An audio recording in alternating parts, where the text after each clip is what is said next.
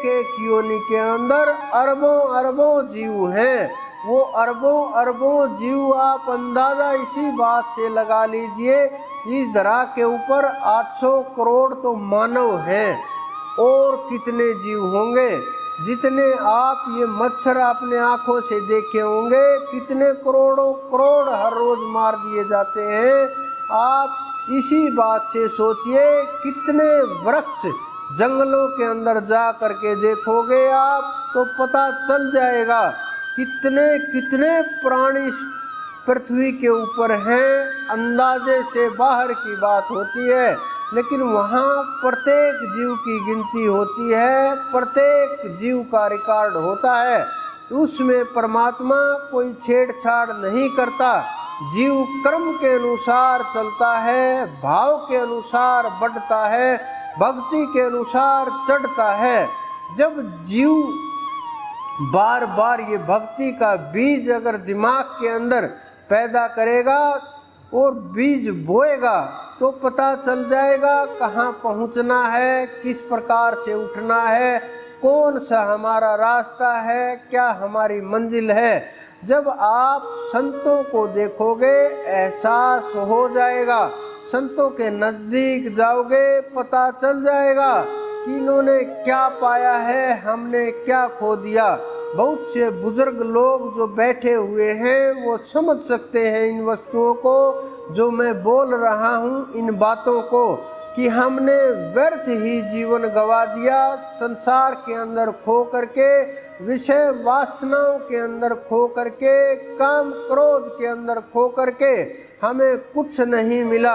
अगर कुछ धन इकट्ठा कर लिया तो क्या इकट्ठा कर लिया, संतान की प्राप्ति कर ली तो क्या प्राप्त कर लिया, अगर छोटे मोटे जमीन के टुकड़े इकट्ठे कर लिए तो क्या इकट्ठा कर लिया। क्योंकि संसार को छोड़ करके जाना पड़ेगा, ये निश्चित है, कोई नहीं रोक सकता। एक न एक दिन समय आएगा और निकल जाएगा ये जीव। बस पीछे कुछ देर रोने वाले रहेंगे, फिर उसको भूल जाएंगे। क्योंकि आपको ये भी नहीं मालूम होगा कि 8-10 पीढ़ी पहले कौन था, कैसा था, कौन हमारे पूर्वज थे, कैसे थे, क्या करते थे, क्या नाम थे उनके, कहाँ हम रहते थे। लेकिन आने वाली जब 8-10 पीढ़ी होंगी, आपको भी भुला दिया जाएगा। जिसके लिए आप संचय करते हो, सब कुछ इकट्ठा करते हो, हाथ पैर मार करके, झूठ सच बोल करके इतना सब कुछ संग्रह किया, लेकिन हासिल क्या हुआ। एक न एक दिन ये शरीर शमशान के अंदर जला दिया जाएगा और समाप्त हो जाएगा। ये शरीर 5 तत्वों से बना हुआ है, मिट्टी, अग्नि, वायु, आकाश।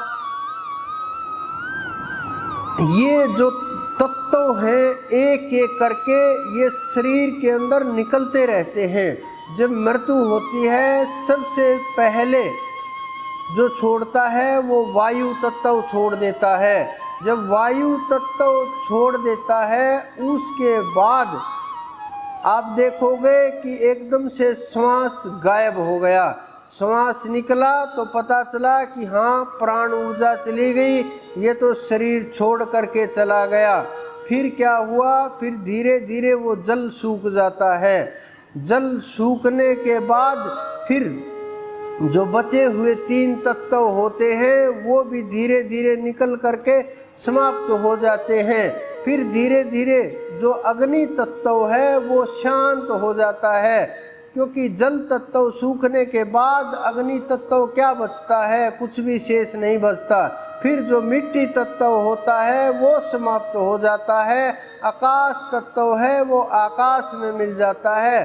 सब के सब तत्व अपने ब्रह्मांडीय ऊर्जा के अंदर मिल जाते हैं, अपने अपने तत्वों में समा जाते हैं। शेष रहता है सूक्ष्म शरीर, लेकिन बिना भजन के सूक्ष्म शरीर भटकते रहते हैं। भजन किया तो सूक्ष्म शरीर की परम गति होती है, वो कारण में चला जाता है। लेकिन उसके बिना देवता भी बना दिए जाते हैं, प्रेत योनि में भी चले जाते हैं, पितर योनि में भी चले जाते हैं। कुछ लोग पितरों की पूजा करके ही संतुष्ट रहते हैं कि बस हमें तो मिल गया परमात्मा और कुछ नहीं चाहिए, लेकिन ये सत्य नहीं है, ये रास्ता नहीं है। उन्होंने जो पाया वो बेचारे खुद फंसे हुए हैं, वो खुद बेचारे जीवन मुक्त नहीं है। वो स्वयं ये चाहते हैं हमारे वंश में कोई इतना भजन करने वाला पैदा हो,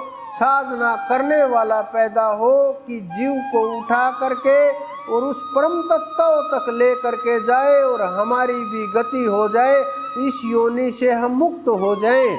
लेकिन हम इन बातों को ना समझ करके इन्हीं वस्तुओं के अंदर, संसारिक चीज़ों के अंदर अटके और भटकते रहते हैं। फिर हमें कुछ प्राप्त नहीं होता और खाली हाथ झाड़ करके ऐसे ही ऊपर चले जाते हैं। जब ऊपर के दरबार में हिसाब होता है तो अंदाजा प्रत्येक मानव को, प्रत्येक जीव को लग जाता है कि हमें नीचे जा कर के भजन करना पड़ेगा, तब यहाँ कुछ प्राप्ति होगी, तभी हम वहाँ तक पहुँच पाएंगे, तभी हमारी यहाँ सुनाई होगी। गुरु के बिना यहाँ कोई गवाह नहीं हो सकता, कोई साथी नहीं हो सकता, और बिना साथी के आप कितना भी भागते रहो चढ़ाई नहीं कर सकते। सबसे पहले आपको वहाँ चढ़ाई करनी पड़ेगी। इस संसार के अंदर जो देख रहे हैं, जो हमने देखा, आप लोग भी देख रहे हैं, पहाड़ों के अंदर चढ़ चढ़ करके प्रयास करते हैं मंदिरों तक पहुँचने का कि भाग दौड़ हुई, श्वास चढ़े, थक गए, फिर रुके, फिर उठे, फिर चढ़े, लेकिन वहाँ ये नहीं देखते कि हम क्या लेने के लिए आए हैं। हजारों हजार लोग चढ़ाई कर रहे हैं, हजारों लोग वहाँ चढ़ने का प्रयत्न करते हैं, मंदिरों में बैठ करके पूजाएं चल रही हैं, लेकिन एक भी जीव का कल्याण नहीं हुआ। हमने नहीं सुना कि कोई जीव वहाँ बैठ करके परमात्मा की प्राप्ति को पा गया हो, वहाँ चढ़ करके जीवन मुक्त हो गया हो बिना साधना के। अगर किसी ने साधना की है तो वो चाहे कहीं भी हो, चाहे घर हो, चाहे पहाड़ों में हो, चाहे मंदिरों में हो, कोई भी स्थान हो, वहाँ प्राप्ति कर ही लेगा और वहाँ प्राप्ति हो जाएगी। ये नियम है, कोई नहीं बदल सकता इस नियम को, न आप बदल सकते, न हम बदल सकते, न हमारे पुराने संत बदल पाए, न आने वाले बदल पाएंगे। कोई भी कैसा भी हो नहीं बदल सकता इस नियम को। तो इतनी मेहनत करने के बाद भी क्या मिला? कुछ नहीं मिला। शारीरिक मेहनत की शारीरिक प्राप्ति ही होगी।